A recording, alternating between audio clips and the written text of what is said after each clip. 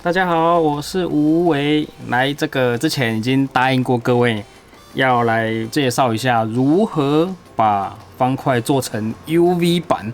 好，首先我们要准备的是最重要的 UV 胶，指甲油在用的 UV 光胶。第二个我们要准备的呢是 UV 灯哦，这个是一起的，就是有 UV 胶，你一定要搭配一个 UV 灯。接着呢就是这个补救用的砂纸哈，我准备一张粗的跟一张细的。接下来这个是选配的哈，就是像这样子的大面积的刷毛，还有一个就是方块啦。建议表面不要有油啦，施工之前把方块表面擦拭干净哈，然后看一下有没有什么很明显的什么毛边什么的，可以的话就处理一下。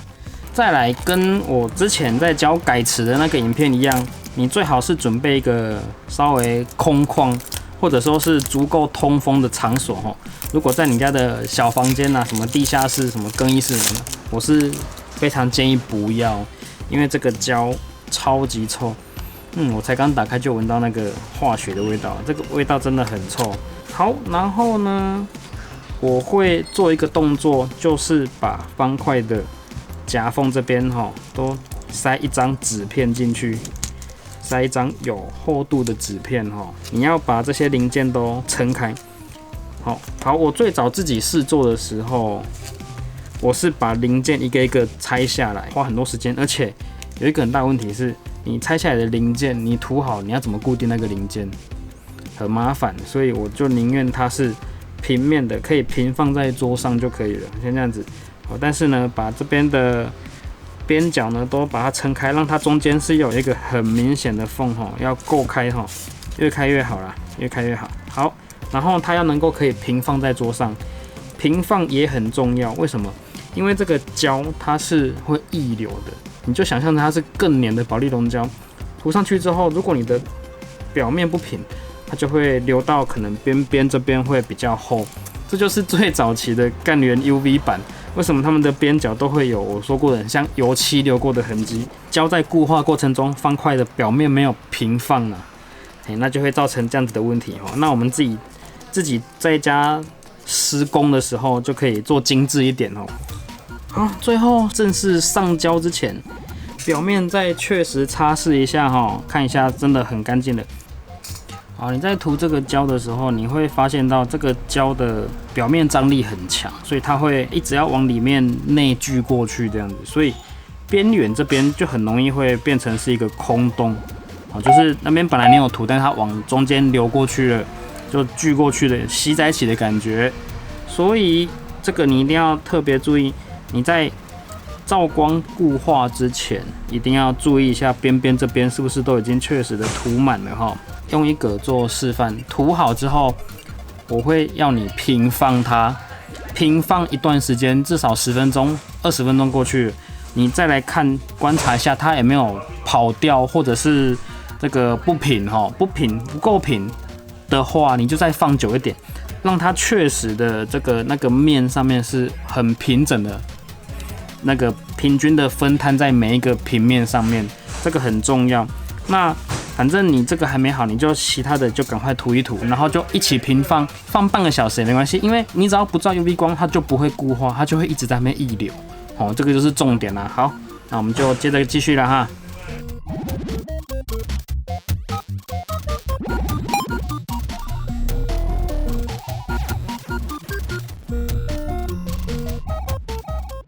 好，涂完静置一段时间之后，像你看这边已经完全变成没有胶了，都全部往中间流过去了，并不是我没有平放，是有平放的，可是这个胶的粘性很强啊。你要在做光固化之前，你一定要先确保你涂的这个面全部都 OK 了，你再去照光，有把握再去照光，因为这个一旦照光硬化之后，它就没有办法再恢复了哈。那你唯一能补救的办法就是像我拿刚刚的砂纸把它磨掉，再来一次这样子。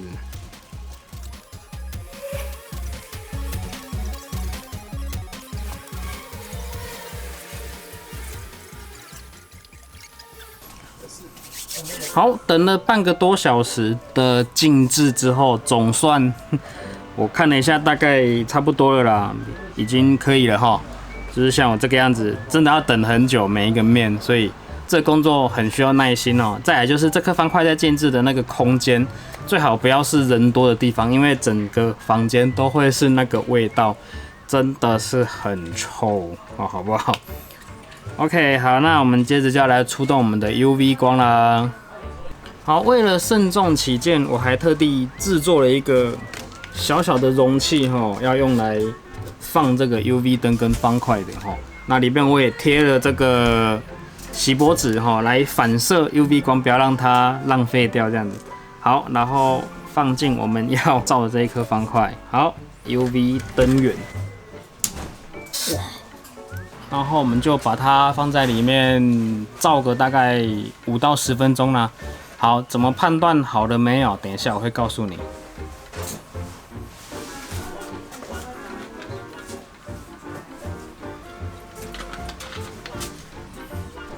好，照了大概10来分钟哈，没有去精算多久。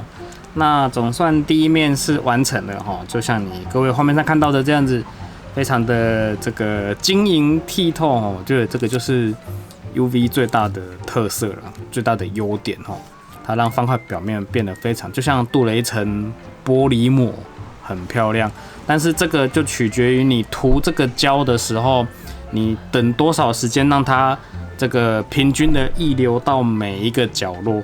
因为真的放一段时间哈，它就会缩起来。如果说你涂的胶不够多的话，有些地方还会甚至干掉这样子。那这个就很考验你的耐心啦，因为在涂完那一块地方，你就还要再静置一段时间，让那边的你刮过的那个波纹恢复到平稳这样子。所以一面处理下来，大概就是1个多小时的时间包含照光这样子。好，那你要怎么确认这个照光是已经确认完全固化？就是你拿灯去照的时候，有没有？你就会发现有些地方那个胶比较厚的涂层比较厚的那些区块，它的颜色比较深，好，就是那个地方的深层的胶它还没有完全固化。那你用紫外光去照的时候，那边就会看到比较深的颜色，那你就必须还要再放一段时间，让里面的颜色比较深的那些区域完全的变成透明这样子，那才确认说这面胶已经完全固化了。好，那我说为什么不要拿去太阳光底下照？因为我自己曾经试验过，在去年的夏天，在8、9月那个时候，日正当中，正中午人站在太阳光底下，其实撑不到10分钟就非常热，对不对？我就把方块放到那样子的环境底下，然后去给它照了半个小时、1个小时，再回来用紫外光去确认，就真的是只有表面一点点硬化而已，底下全部都是黑的。所以虽然我们人会觉得说太阳光的那个功率很强，可是其实用来照这个是远远不足啦，所以我才会一开始就建议你，如果要玩 UV 的话，最好是自己去买一个这样子的水族箱在用的 UV 灯哦。好，接着来处理第二面。来，各位还记不记得刚刚我们介绍过的这一支长长的东西？好，这个就是要让你可以加速流程用的哈。我需要一支这样子的大面积的毛刷笔哈，然后呢，我把刚刚的那个胶全部都倒到这样子的容器里面，全部都倒进这样的容器里面哈。当然最好是瓶口还可以再密封起来，这个很重要，因为我们不要让它这个继续挥发散出来嘛。好，直接用这一支大支的笔来涂你的方块。这个毛刷我自己试过，很好用，因为它一定会比这样子的小小的指甲在用的毛刷还要平均啊，这个是很重要的哈，就是要平均的涂到你的方块表面上去，这样子。好，来，我们来做个简单的示范了哈。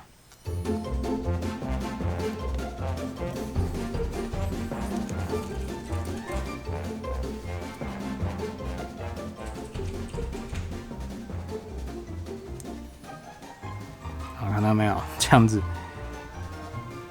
一把就好了哈。但是你还是要注意一下哈，你这样子刷的时候，有可能还是会造成某些边缘那边的空洞哈。那这个时候记得再拿小支的毛刷去补，这样就可以了。总之会比你用小支的刷子一直那边刷还要快很多啦。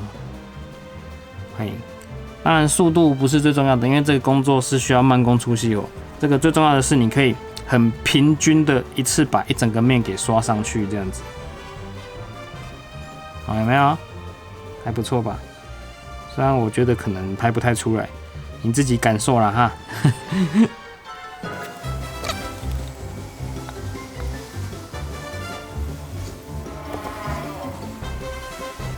好，那你看到这边会不会觉得奇怪？那我们砂纸要做什么用的？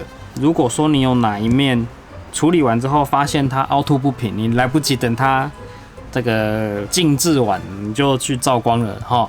那这个不平对不对？就是直接把这个可能拿下来，你要把这个局部拿下来，或是这个零件拆下来也可以，然后就拿这个粗的砂纸直接在上面抹。粗的哈，就粗的，就是用来快速的把它磨掉的，直接抹，像这样子。好，来看到没有？还没有到很平，那就继续抹。OK， 好，看起来差不多了，对不对？好，粗的磨完之后换细的。当然这个不需要到很细的，可能800、1000、1500也可以，就是让你表面比较平，这样就好了哈。磨出来呢，它就会是像那种沙沙的感觉。如果你有常在玩模型，大概你对这个是完全不会陌生啦。好，磨到差不多平了之后，对不对？然后再针对这个零件重新涂胶，重新照光。嘿，基本上这个地方虽然看起来污污的，那你胶涂上去之后，就很像那个木头家具上了亮光漆之后，就会呈现出另一种不同的光泽，那样子的感觉哈。所以你就可以我来示范给大家看一下，像这样子已经变成污污白白的了哦，有没有？非常的没有那个感觉了吗？好，然后就直接涂啦。这个有点那个